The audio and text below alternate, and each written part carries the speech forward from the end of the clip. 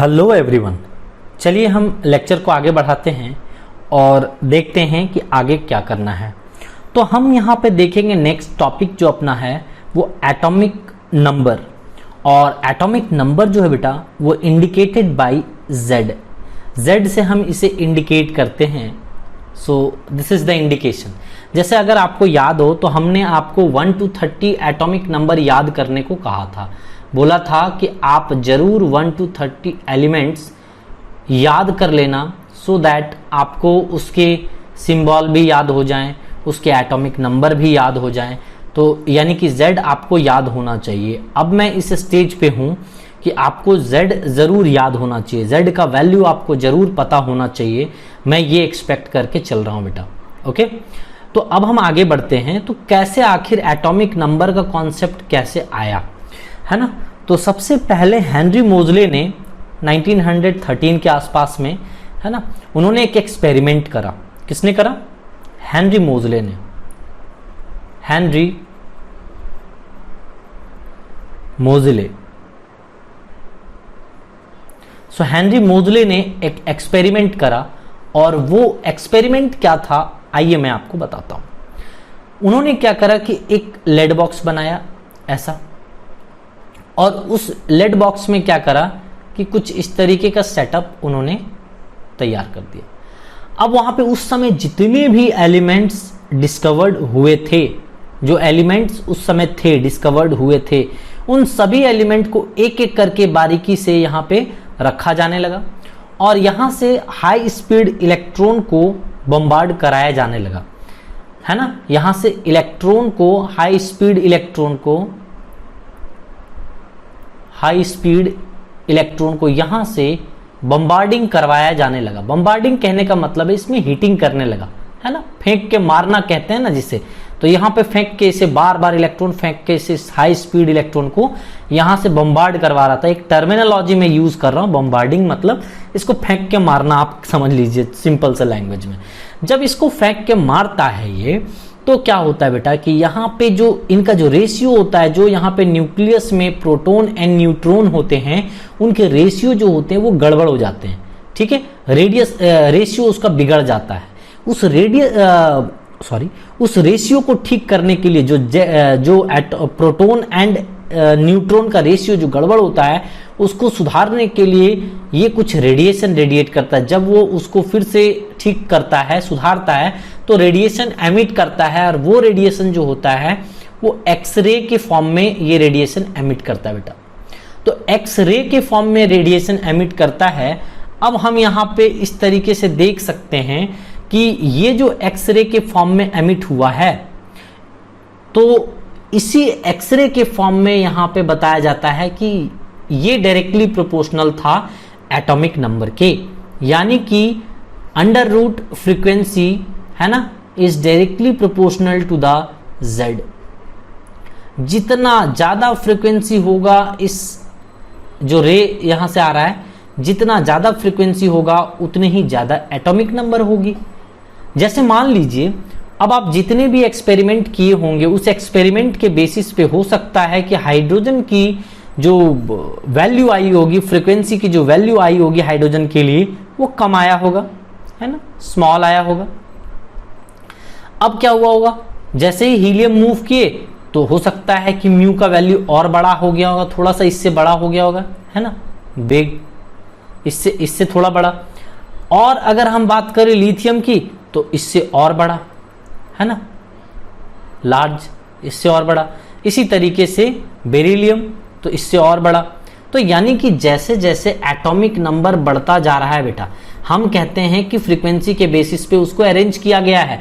जितना जिसका फ्रीक्वेंसी था उसी के बेसिस पे अरेंज कर दिया गया है। तो ऑब्वियसली एटॉमिक नंबर 1 है अगर हाइड्रोजन का, तो सिंपल सी फंडा अगर लगाएं हम, तो नो डाउट इसका फ्रीक्वेंसी कम रहा होगा, तभी ये एटॉमिक नंबर 1 है। फिर यहाँ पे फ्रीक्वेंसी इसका थोड़ा सा ज्यादा रहा होगा, इसीलिए इसका एटॉमिक नंबर 2 है। इसका थोड़ा सा फ्रीक्वेंसी और ज्यादा रहा होगा, इसीलिए इसका एटॉमिक नंबर 3 है। इसका और थोड़ा सा ज्यादा रहा होगा, इसीलिए एटॉमिक नंबर 4 है।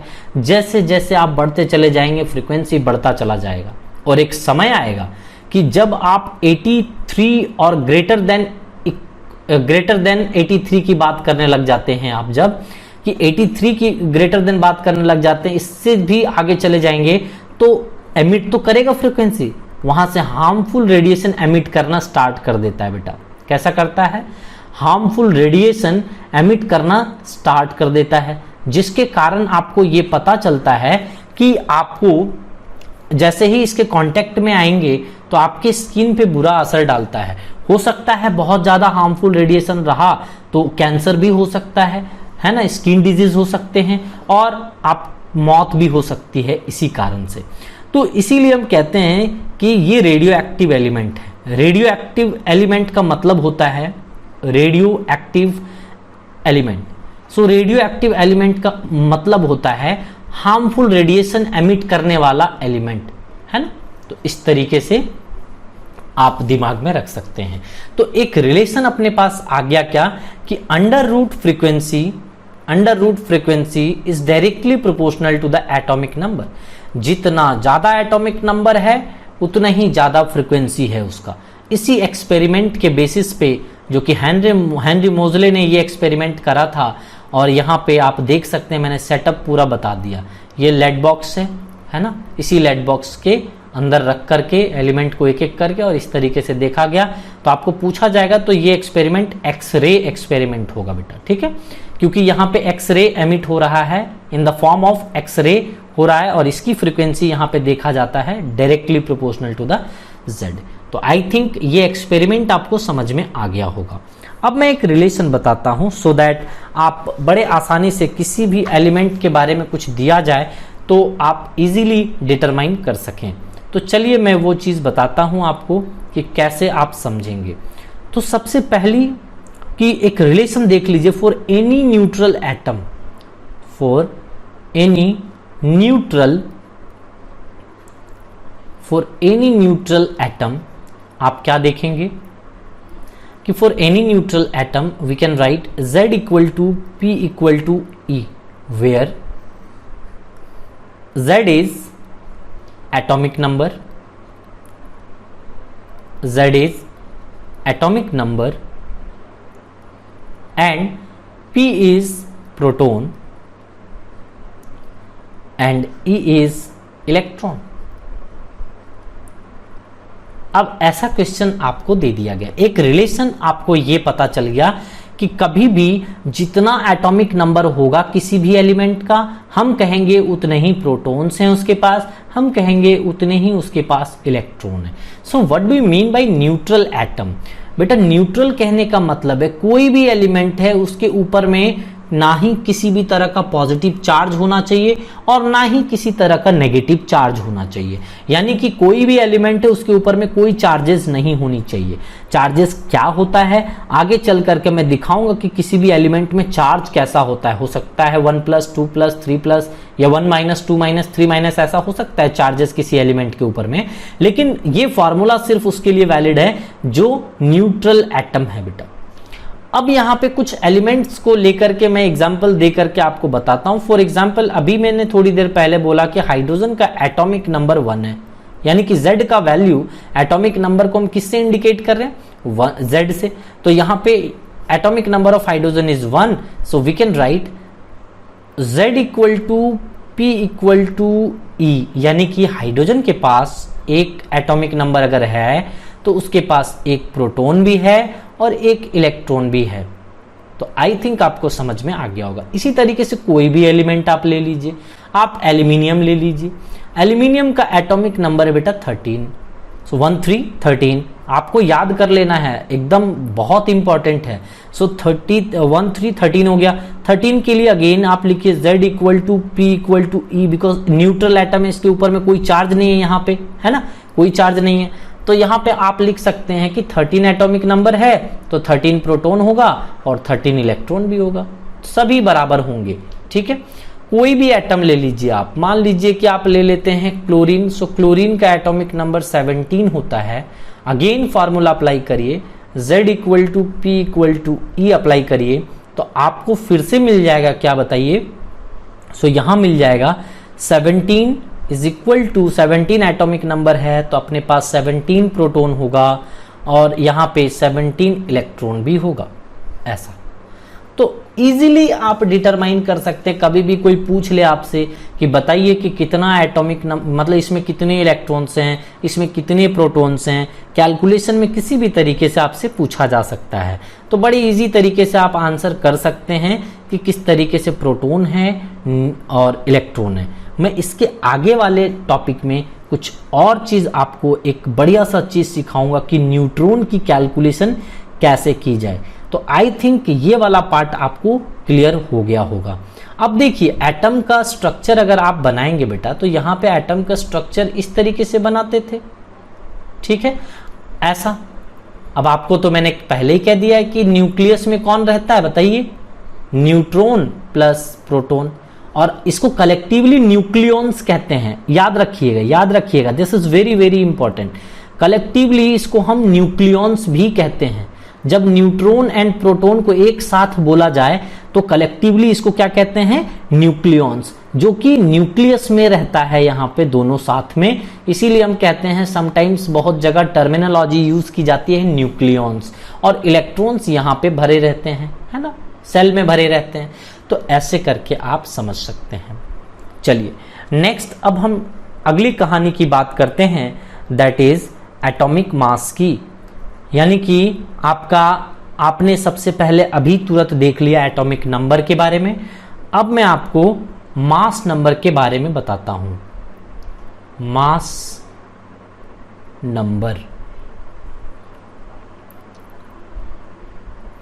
सो मास नंबर बेहद आसान है, ये बहुत इजी है, आपको जरूर समझ में आ जाएगा। और इसको हम एक नोटेशन देते हैं, दैट इज ए, है ना। जिस तरीके से एटॉमिक नंबर को हम Z से इंडिकेट करते थे, उसी तरीके से यहां पे मास नंबर को इंडिकेट किससे कर रहे हैं, कैपिटल A से। अब देखिए कि कैसे एटॉमिक मास के कॉन्सेप्ट को मैं आपको बताता हूं। सबसे पहली बात है कि यहां पे एक बहुत पुरानी थ्योरी के अकॉर्डिंग अगर हम बात कर लें, तो यहाँ पे सिंपली सभी एलिमेंट पे एक्सपेरिमेंट हो रहा था। आप समझिए, खुद सोचिए कि आपको मीटर पता है, आपको लीटर पता है, आपको ग्राम पता है, आपको जब बोला जाता है कि 1 मीटर कितना बड़ा लेंथ होता है, तो आपको पता चल जाता है कि अच्छा कुछ इतना बड़ा लेंथ है। आप जाते हो कोई दुकान में, बोलते हो मुझे 1 मीटर लेंथ का कपड़ा दीजिए, वो आपको दे देता है। तो उसको कैसे पता चला? हो सकता है पहले ऐसा हुआ होगा लेबोरेटरी में, किसी फ्रांस के या जर्मनी के या कोई भी कंट्री जहां पे डिस्कवरी हुई है इसकी, ऐसा हुआ होगा कि फर्स्टली उन्होंने एक अपने लेबोरेटरी में एक सैंपल रखा होगा, इतना बड़ा सैंपल रख दिया होगा और उसको कह दिया होगा कि ये 1 मीटर है। अब पूरा वर्ल्ड इसी को अब पूरे ब्रह्मांड में पूरे हर एक देश में इस यूनिट को भेज दिया गया कि चलिए अब हम एक स्टैंडर्ड यूनिट मानते हैं, दैट इज एसआई यूनिट आप कहते हो ना, स्टैंडर्ड यूनिट मान के चलिए अब देखते हैं। तो एसआई यूनिट की बात करते हैं उस समय। अगर ये एसआई यूनिट की बात करेंगे तो एक फिक्स यूनिट करने की हम बात कहते हैं। तो वही आपने फिक्स कर दिया और पूरी दुनिया को बता दिया कि अब हम 1 मीटर इतना बड़ा लेंथ कहने वाले हैं। तो आप इस तरीके से बता पाते हो, पूरा दुनिया वही फॉलो करती। सोचिए ना, आपका कोई भी मशीन है, मान लीजिए आपके घर में एक छोटा से छोटा सामान है, वो आप कहते हो कि मेरा ये स्क्रू ढीला हो गया, ये स्क्रू खराब हो गया है, और आप जाते हो दुकान में, वो स्क्रू तुरंत मिल जाता है और उसमें फिट भी आ जाता है। तो कैसे फिट हो जाता है? सभी कंपनी एक ही डायमेंशन को फॉलो कर रहे हैं, एक स्टैंडर्ड यूनिट को फॉलो कर रहे हैं, तभी तो वो फिट हो जा रहा है उसमें, अदरवाइज फिट हो पाता क्या? तो स्टैंडर्ड यूनिट को हम एक फॉलो करते हैं। उसी तरीके से हम यहाँ पे चाहते हैं कि एलिमेंट्स के लिए भी कुछ एक स्टैंडर्ड मास पता चल जाए किसी के लिए, तो हम बड़ी इजी तरीके से हम किसी के भी एटॉमिक मास बता सकेंगे। तो इसी तरीके से ये यहाँ से लॉजिक स्टार्ट हुआ एटॉमिक मास का। तो किस तरीके से आप समझते हैं, आइए। सबसे पहले सभी एलिमेंट में एक्सपेरिमेंट करके देखा गया, है ना, वहां पे सभी एलिमेंट पे डिटर्मिनेशन चला। लेकिन मोर फैमिलियर, जहां पे मोर फैमिलियर की बात करें, यानी कि बहुत अच्छे तरीके से सभी से रिएक्शन कर रहे थे, ज्यादा से ज्यादा कंपाउंड का फॉर्मेशन कर रहे थे, वैसा एक एलिमेंट हमें फाइनली मिला, कार्बन, है ना। कार्बन हमें वह एक ऐसा एलिमेंट मिला बेटा। तो कार्बन को, अगर कार्बन का एटॉमिक मास बोले कार्बन 12, है ना, कार्बन 12, क्योंकि कार्बन का एक और आइसोटोप्स होता है बेटा कार्बन 14, तो हम वहां पे कार्बन 14 को नहीं ले रहे हैं, कार्बन 12 को ले रहे हैं। और यहाँ पे आप देखेंगे कि कार्बन 12 को लेने के बाद आप इसमें बना दीजिए ये इस तरीके से, ये कार्बन बनाइए और इस कार्बन को यहाँ पे 12 इक्वल पार्ट में ऐसा डिवाइड कर दीजिए। देखिए एक केक है, मान लीजिए कि कार्बन एक केक है, इसको बना दिया आपने और इस केक को 12 इक्वल पार्ट में आप देख लीजिए 1 2 3 4 5 6 7 8 हुआ है ना। ये हो गया आपको 9 एंड 10 और ये हो गया आपको 11 एंड 12। तो यानी कि आप ये मान के चलिए कि ये सारे के सारे इक्वल है, हालांकि मैं इक्वल बना नहीं पाया, लेकिन आप ये मान के चलिए कि पूरा का पूरा क्या है, इक्वल है। अगर ये पूरा का पूरा इक्वल है तो एक पार्ट, ये पूरा जो डायग्राम है वो C12 का है, यानी कि कार्बन 12 का हमने एक डायग्राम बनाया, केक बनाया, जिसे मैंने 12 इक्वल पार्ट में डिवाइड कर दिया है। अब बर्थडे का केक है, अब बर्थडे के केक को 12 इक्वल पार्ट में डिवाइड कर दिया। अब 12 इक्वल पार्ट में डिवाइड करने के बाद क्या मैं ऐसा लिख सकता हूं कि 1/12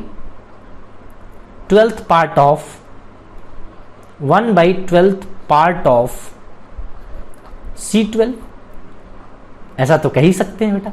आप समझिए चीजों को अच्छे तरीके से समझिए कि C12 का 1/12 पार्ट है ना, तो 1/12 पार्ट यानी कि 12 पार्ट में से एक पार्ट आपको दिया जा रहा है, तो इसी को तो हम कहते हैं 1 AMU है ना, ये 1 AMU, यानी कि अब अपने पास एक यूनिट आ गया कि 1 AMU, अब आप लिख सकते हैं 1 AMU इज इक्वल टू 1/12 है ना, part of 1/12 part of C12, ऐसा आप लिख सकते हैं। और इसी 1 AMU को बेटा आज के मॉडर्न जमाने में हम 1U भी कहते हैं। 1 AMU का मतलब होता है एटॉमिक मास यूनिट, एक सबसे छोटा यूनिट। जैसे आपको 1 मीटर मिला था, 1 लीटर मिला था, 1 ग्राम मिला था, वैसे हमें अब 1 AMU मिल गया। 1 AMU मिल गया तो अब हम कह सकते हैं कि सबसे छोटा मास मिल गया। क्या बोलते हैं? एटॉमिक मास यूनिट, और इसको कहते हैं unified mass, you simply unified mass. तो ये एटॉमिक मास यूनिट मिल गया, यानी कि मेरा एक सिंपल सा एक फंडा मिल गया हमको। मैं बड़े आसानी से अब बता सकता हूं किसी का भी मास। अगर मुझे कोई कह दे कि वाटर का ये H2O है बेटा, H2O, ठीक है, तो H2O का आप कैसे एटॉमिक मास यहां पे बोलेंगे, है ना। एटम की मास अगर हम बात करते हैं, सिंपली एटम की मास की बात कर लेते हैं। ये अभी H2O के बारे में नहीं बात करते, जब मॉलिक्यूलर मास निकालेंगे मॉलिक्यूल्स के लिए तब हम ये बात कर लेंगे। तब अभी एटम्स की मास की बात कर लेते। तो एटम यहाँ पे कोई भी एटम ले लीजिए, कार्बन, अभी कार्बन का लिया था हमने, है ना। तो यहाँ पे हाइड्रोजन का अगर एटॉमिक मास बोलेंगे तो ये हो जाएगा 1 AMU, ठीक है। इसी तरीके से हीलियम का बोलेंगे तो कितना हो जाएगा, बोलिए। 1 AMU इज इक्वल टू क्या, 1/12 पार्ट ऑफ कार्बन 12। यहाँ पे इसका एटॉमिक मास होता है बेटा 4, है ना। हीलियम का एटॉमिक मास होता है 4। आपको याद करना पड़ेगा, मैंने कहा था 1 to 30 तक आपको एटॉमिक मास याद कर लेना है एंड 1 to 20 तक एटॉमिक नंबर याद कर लेना है। तो ये दोनों चीज आपको याद होनी चाहिए, है ना। नहीं याद है तो प्लीज इसे याद कीजिए, बहुत जरूरी है। क्योंकि यहाँ पे एटॉमिक मास अगर 4 है तो हम सिंपली क्या बोलेंगे, अब तो मेरे पास 1 मीटर आ गया भैया, अब 1 मीटर आ गया तो बोलेंगे अच्छा 20 मीटर दो, 20 मीटर, तो क्या बोलोगे 20 इंटू 1 मल्टीप्लाई कर दोगे। तो इसी तरीके से मेरे पास इसका मॉलिक्यूलर मास मतलब एटॉमिक मास इसका 4 है तो मैं कर दूंगा 4 AMU, 4 इंटू 1 AMU, सो 4 AMU इसका आंसर हो जाएगा, इसका मास। इसी तरीके से कोई भी नाइट्रोजन ले लो तो नाइट्रोजन का एटॉमिक मास होता है 14, तो क्या हो जाएगा, ये 14 AMU हो जाएगा। तो बड़े इजी तरीके से आप कह पाएंगे, जैसे आप देख लीजिए ना, इसका कितना था, कार्बन 12 का इसका एटॉमिक मास था कितना, ये 12 AMU था कार्बन 12 का। उसका एक पार्ट का कितना हो गया, सिर्फ एक पार्ट को ही, जिस तरीके से 1 मीटर आप कहते हैं, जिस तरीके से 1 लीटर कहते हैं, जिस तरीके से 1 ग्राम कहते हैं, उसी तरीके से हम मास नंबर पे अब कहने लगे हैं क्या, 1 AMU। ये एक स्मॉलेस्ट यूनिट हो गया बेटा अपने के लिए, मास के लिए सबसे छोटा यूनिट ये निकल करके आया है ना। इसी को 1/12 पार्ट ऑफ कार्बन 12 कहते हैं। अब देखिए एक रिलेशन में देता हूं, इस रिलेशन से आपको न्यूट्रॉन और एटॉमिक मास और एटॉमिक नंबर का आपको रिलेशन पता चलेगा। सो कैसा रिलेशन है सर? तो देखिए यहां पे एक फार्मूला आप लिखेंगे कि एटॉमिक मास, चूंकि हेडिंग उसी का पढ़ रहे हैं तो यहां पे A इज इक्वल टू लिखेंगे atomic mass is equal to proton, है ना। So proton plus neutron plus neutron. अब ये अलग अलग तरीके से पूछा जाता है ना। A4 एटॉमिक मास है। अब आपको कोई पूछ लेगा कि बताइए sir neutron is equal to क्या हो जाएगा, तो न्यूट्रॉन इज इक्वल टू क्या हो जाएगा बताइए, एटॉमिक मास माइनस प्रोटोन। और प्रोटोन को सिंपली Z लिखते हैं, तो आपको हो सकता है ये formula P is equal to Z, आप ये मान के चलिए बेटा, कभी भी जिंदगी में कभी भी प्रोटोन और एटॉमिक नंबर कभी चेंज नहीं होते। गांठ बांध लीजिए कि जितना एटॉमिक नंबर होगा ये कंफर्म है कि उतने ही प्रोटॉन्स होंगे, कभी चेंज नहीं होते। इवन हम कहते हैं कि जो प्रोटोन है वही एटॉमिक नंबर है और जो एटॉमिक नंबर है वही प्रोटोन है, दोनों सेम चीज है, ठीक है। तो ये हम कहते हैं कभी चेंज नहीं होता प्रोटोन। इलेक्ट्रॉन सिर्फ चेंज होते रहते हैं, इलेक्ट्रॉन बढ़ता घटता रहता है, बट प्रोटोन कभी चेंज नहीं होगा। तो यहां पे इस तरीके से आप सोच सकते हैं ऐसा। तो P के जगह Z पुट कर सकते हैं, यानी कि N is equal to A minus Z कर सकते हैं। वही फॉर्मूला है, देख लीजिए। बस हमने P के जगह क्या करा है, इस P के जगह हमने Z रख दिया, क्योंकि हम Z और P दोनों सेम है ना। तो यहाँ पे दोनों फार्मूला आप इस तरीके से भी याद रख सकते हैं। यहाँ पे प्रोटोन प्लस प्रोटोन यानी कि Z और प्लस A कर सकते हैं। ये वाला प्रोटोन को Z रख दिया और न्यूट्रॉन को N रख दिया, ये N, ठीक है। तो ये बहुत इजी पड़ेगा आपके लिए। देख लीजिए, इसको मैंने मिटा दिया, एक बार फिर से इसको लिख देता हूँ तो दिक्कत नहीं होगी आपको। तो क्या हो जाएगा बेटा, A is equal to Z plus N, ठीक है। अब मैं अगर कहूँ आपको कि बताइए कि आप मुझे कैल्शियम के लिए न्यूट्रॉन बताइए, कितनी कैल्शियम के न्यूट्रॉन होंगे। एग्जाम्पल के तौर पे मैं आपको दे दिया कि कैल्शियम के लिए न्यूट्रॉन बताइए। तो कैल्शियम का एटॉमिक मास आपको पता है 40 है, या फिर क्वेश्चन में गिवन होगा एटॉमिक नंबर 20 है। तो हम क्या करेंगे कि neutron is equal to atomic mass यानी कि 40 माइनस एटॉमिक नंबर। देख लो यहाँ पे, यहाँ सिंपली देख लो, neutron is equal to atomic mass minus atomic number, यानी कि बड़ा। एटॉमिक मास तो ऑलवेज ही बड़ा होगा ना बेटा, और मास तो हमेशा, एटॉमिक नंबर तो हमेशा छोटा ही होता है। तो बड़ा माइनस छोटा, तो न्यूट्रॉन निकल जाएगा। तो न्यूट्रॉन क्या करेंगे, बड़ा माइनस छोटा। तो यहाँ पे 40 minus 20, so will get N is equal to what, 20 sorry, neutron 20 हो जाएगा। अगर आपसे पूछ लिया जाए कि बताइए एल्यूमिनियम के लिए न्यूट्रॉन कितना हो जाएगा, तो एल्यूमिनियम का एटॉमिक मास 27, एटॉमिक नंबर 13, तो कितना हो जाएगा, न्यूट्रॉन इज इक्वल टू बड़ा माइनस छोटा, सो 27 माइनस 13, है ना। कितना आ जाएगा बताइए, ये 4 आ गया, ये 1 आ जाएगा 14। सो न्यूट्रॉन कितने आ गए बेटा, 14 आ गए। आपको पूछा जा सकता है कि ऑक्सीजन के लिए बताइए, ऑक्सीजन का मास 16 होता है, यहाँ पे 8 होता है, तो न्यूट्रॉन इसका कैसे निकालेंगे बताइए। तो न्यूट्रॉन निकाल सकते हैं, 16 माइनस 8 कर देंगे तो 8 आ जाएगा आपका आंसर। तो इस तरीके से किसी भी एलिमेंट में न्यूट्रॉन निकाल सकते हैं, जो भी पूछा जाए आपसे। एटॉमिक मास निकाल सकते हैं, है ना, एटॉमिक नंबर निकाल सकते हैं। तो जैसा भी क्वेश्चन आपको घुमा के पूछा जाए, आप जवाब उसी तरीके से दे सकते हैं। सो आज अभी मैंने एटॉमिक नंबर के बारे में और एटॉमिक मास के बारे में बताया, इसको रिवाइज करिए। अब हम आगे मूव करते हैं और फिर हम आगे की ओर देखते हैं कि क्या क्या है, ठीक है। तो इसको